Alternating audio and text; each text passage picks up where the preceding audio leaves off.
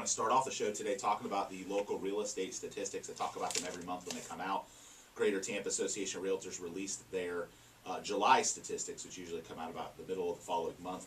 And the average sale price, in Tampa has gone up again. It went from $207,000 last month to $212,000 this month, which is the highest average sale price that we've seen in more than 5 years, and definitely the highest we've seen since the bust, and then obviously the run back up. From a low of $181,000 in January, so we've seen quite a bit of appreciation in home value rise. Each month of this year, we've seen that average sale price go up, and obviously from June to July, it was about a 2%, almost 2.5% rise in the average sale price. We had 2,410 homes sell in the Greater Tampa Association of Realtors in July. The average list to sell price ratio was 97%. Average days on market before a home went under contract was 71, and 4 months of inventory, which is also one of the lowest figures we've seen in a while.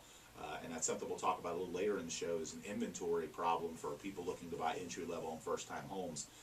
It's a real challenge. There's not a lot of options, and it's very, very competitive. So, but again, we're continuing to see those values creep up, and certainly, the one thing that I will take away from, at least to have a little bit of precaution about, is from June to July, you generally see a little bit of a fall off in the number of home sales.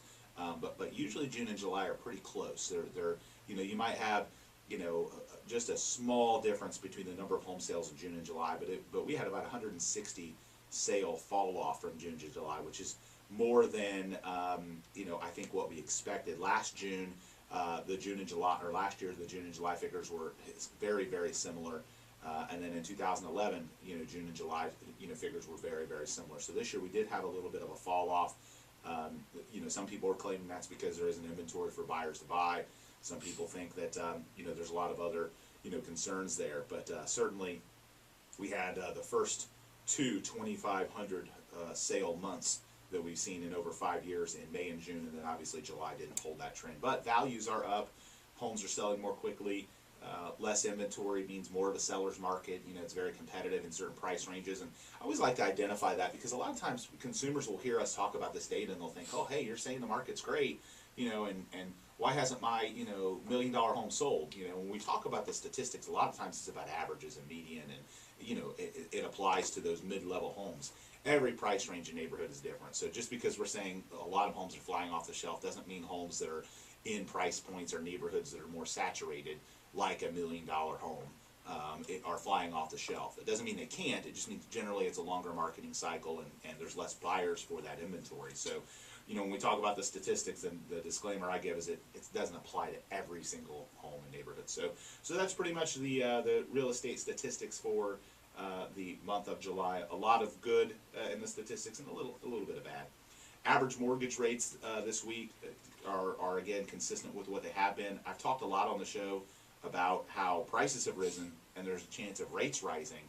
And if you're going to buy, now is the time, because it's going to cost you more if you wait. And the statistics support that, because if prices keep going up, and you're a buyer out there thinking about buying a home, and you keep sitting on the fence, basically every day that you wait, it's costing you money, because prices are going up, and they've gone up. The average price in Tampa has gone up $31,000 since January. So if you've been thinking about buying a home from January to today, and you're buying an average priced home, it cost you 31 grand. Congratulations on sitting on the fence and waiting. You have to get off the fence, and rates are going to rise, and it's something we talked about on the show before, John. Right, and I mean, at $31,000, that's about $150 a month more in payment. Right. So it's a significant difference in your affordability. And